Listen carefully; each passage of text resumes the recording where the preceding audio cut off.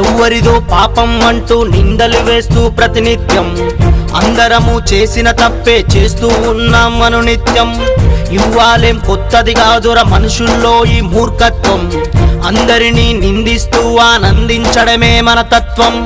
పొద్దున్నే నిద్దురలేచి నోట్లో పెట్టే బ్రష్ నుండి ప్లాస్టిక్కుని వాడొద్దంటూ 10 మందికి చెబుతూ ఉంటాం.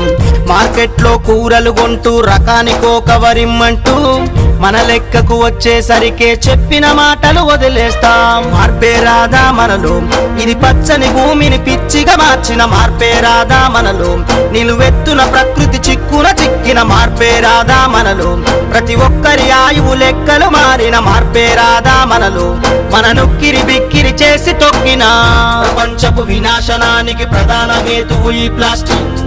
మనుష్యుల స్వయంకృతానికి సమాధి పేర్చిన విషమీ కోస్ట్. నా లెక్క